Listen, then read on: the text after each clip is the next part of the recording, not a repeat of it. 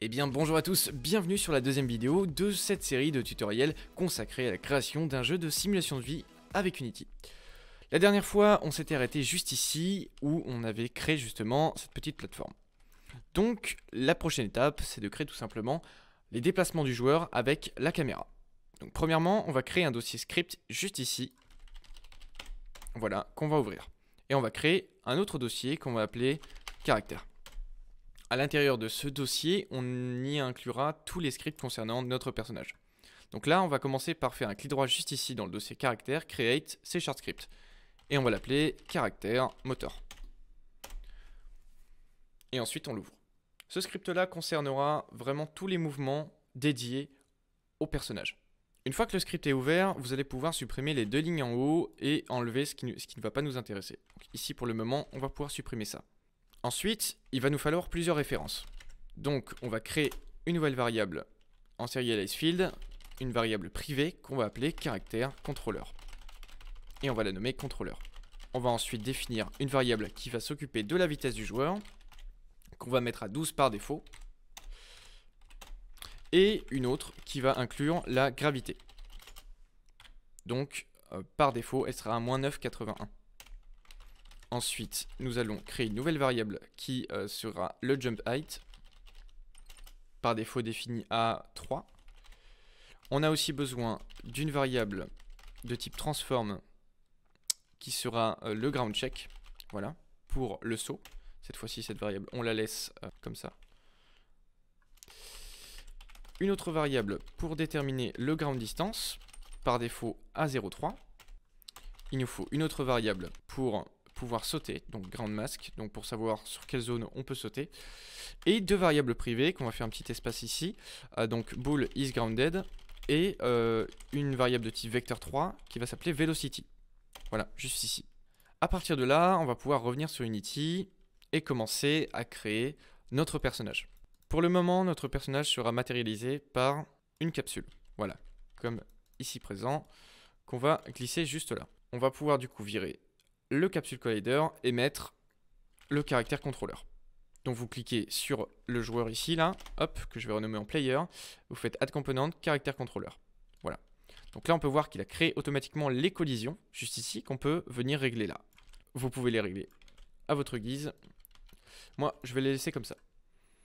Donc ici on peut mettre un tag player, et là on va venir ajouter notre nouveau script, donc caractère moteur. On va pouvoir relier le caractère contrôleur ici, et créer un nouveau GameObject qui va s'appeler groundCheck, juste ici en enfant de player. Et on va pouvoir le positionner au niveau du sol, donc à -1. Là on va juste un tout petit peu surélever notre joueur, et on va d'ailleurs réduire la taille des icônes. On glisse le groundCheck ici directement, et on met le ground mask comme étant par défaut, dans les layers, juste ici. Hop, on va pouvoir déterminer, on va pouvoir créer un nouveau layer qu'on va appeler player, juste ici, et on détermine notre joueur en ayant le layer player, juste ici. Donc ensuite, de retour au niveau de notre code. Ici, on va pouvoir commencer par créer la fonction update. La fonction update, elle est appelée environ 60 fois par seconde, enfin elle est appelée à chaque frame. Donc si vous avez 60 fps, ça sera appelé 60 fois par seconde. Donc on va pouvoir déterminer si le joueur est au sol, si le joueur peut sauter en fait, donc is grounded. Donc on va faire un physics.checksphere, juste ici, et là on va mettre tout simplement notre groundCheck.position. Il nous propose aussi le radius, donc on va mettre ground distance, et on va mettre le layer mask, donc notre ground mask. Voilà. À partir d'ici, le jeu va pouvoir checker juste là, sur une distance, sur un radius de 0,3, si il touche le layer qu'on a prédéfini, donc le layer défaut. Ici, on a notre cube qui est sur le layer défaut, donc il sera à true. De retour dans notre code, juste là, où on va pouvoir lui dire que s'il est grounded, on peut réduire la vélocité de la vélocité Y. Donc pour éviter que le joueur accumule une vélocité à chaque frame. Donc si is grounded et que la vélocité.y est plus petit que 0, alors vélocité.y est égale à -2. Voilà, tout simplement. Ensuite, on a besoin de récupérer les touches sur lesquelles appuient les joueurs. Donc on va avoir besoin de récupérer l'axe X et l'axe Z. Bon, en soi, c'est X et Y, mais dans le code, je préfère marquer Z pour éviter de me tromper. Pourquoi l'axe Z? Parce que l'axe Z, c'est tout simplement l'axe vertical pour avancer juste ici. Donc là, on peut voir que si je prends cet axe-là, le joueur avance sur l'axe Z, donc X et Z. Donc d'abord, hop, float X est égal à input.getAxis, et là on peut prendre l'axis horizontale. Et ensuite, float Z est égal à input.getAxis, juste ici, vertical. Hop, on va pouvoir ensuite déterminer le mouvement du joueur. Donc on va créer une nouvelle variable de type vecteur 3, pardon, move, qu'on va appeler move, et on va faire transform.right multiplié par x. Donc le transform.right, ça récupère l'axe juste ici, cet axe-là, qu'on va multiplier du coup par x plus z, plus pardon, transform.forward multiplié par z. Une fois que c'est fait, on va pouvoir appliquer ce mouvement directement à notre contrôleur. On va le multiplier par le speed et le multiplier par time.deltaTime. Le time.deltaTime nous permet tout simplement de le multiplier par la durée que prend une frame à s'exécuter. Étant donné que le nombre d'FPS varie tout le temps sur un jeu, on ne veut pas que notre joueur, dès qu'il va y avoir une baisse de FPS ou une augmentation, le joueur il va ralentir ou accélérer. Donc cette multiplication par time.deltaTime nous permet d'éviter toute téléportation ou autre due à une chute de FPS ou une augmentation. Ensuite, on va tester si le joueur appuie sur la touche, donc get button down, pardon, sur la touche espace, où on peut mettre la touche de jump directement. Et si le joueur est au sol. Si c'est le cas, alors on lui applique une vélocité. Donc on fait une opération mathématique, donc au carré, hop, juste ici. Cette méthode ne vient pas de moi, je l'ai récupérée sur internet, mais vous pouvez quand même l'utiliser. Donc jump 8 multiplié par -2 et multiplié par la gravité. Ensuite, vous faites velocity.y est égal, et plus égal, pardon, à gravité multiplié par time.deltaTime. Donc là, ça va nous permettre d'appliquer une gravité à notre joueur. Et ensuite, il suffit d'appliquer le mouvement. Donc velocity multiplié par time.deltaTime toujours. Et voilà, on a le déplacement de notre joueur. Donc si on vient tester directement ici, déjà on va pouvoir mettre la main caméra sur le joueur, hop, juste là.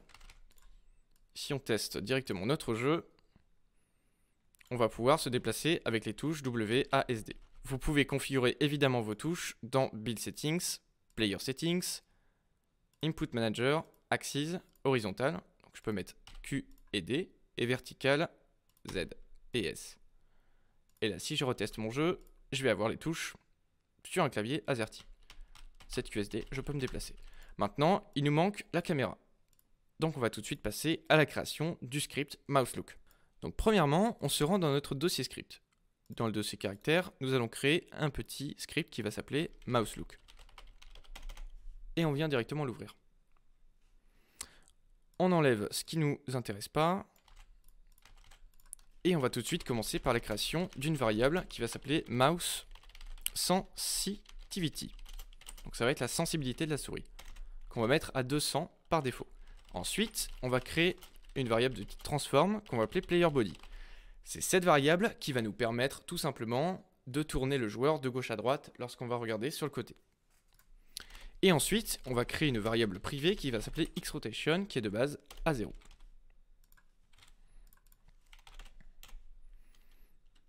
Dans le void start, on va rajouter quelque chose d'un peu particulier qu'on supprimera par la suite, mais pour le moment, c'est simplement pour cacher le curseur. Donc on va faire un cursor.visible est égal à false et un cursor.lockState est égal à cursor.lockMode.locked. Ça va nous permettre de cacher le curseur et de le verrouiller au centre de l'écran. Ensuite, on va venir créer une nouvelle fonction de type update, qu'on va appeler update, pardon. Ici, on va récupérer le mouseX, donc on crée une nouvelle variable privée de type, enfin une nouvelle variable juste ici qui va s'appeler mouseX et on récupère l'axe X de la souris, donc mouseX. On le multiplie par le MouseSensitivity et par time.deltaTime. On fait la même chose pour MouseY. MouseY est égal à input.getAxis, MouseY multiplié par MouseSensitivity multiplié par time.deltaTime. Ensuite, on va venir désincrémenter la variable xRotation par MouseY. Et le xRotation, on va devoir le clamp, donc faire une petite opération mathématique. Donc mathf.clamp entre xRotation de -90 à 90. Ça nous permet de bloquer le joueur au niveau de la vue vers 90, enfin de 90 degrés à moins 90. Ensuite, on va effectuer une petite rotation de la caméra. Donc transform.localRotation est égal à quaternion.lear. Ici, on marque xRotation, on met 0 et 0. Voilà. Donc là, c'est l'axe X, l'axe Y et l'axe Z. On ne veut pas que l'axe Y et Z bougent, alors on met 0. Et ensuite, on demande au player body, donc la référence de du transform du joueur, de faire une rotation. Donc sur l'axe Y, donc vector3.up, multiplié par mouse X. Et voilà, vous avez le script de la caméra qui va normalement fonctionner. Donc il suffit d'aller sur la caméra, vous pouvez tout simplement l'ajouter en recherchant mouse look, ou vous pouvez glisser déposer le mouse look. Ici, on va avoir besoin d'une référence au player body. Donc vous pouvez glisser le player juste ici. Une fois que c'est fait, vous pouvez tester et normalement votre souris disparaîtra et vous pourrez vous déplacer. Donc là, je peux bien me déplacer. C'est tout pour les mouvements du joueur et la caméra. On se retrouve dans une prochaine vidéo pour la suite. Merci à tous et à bientôt.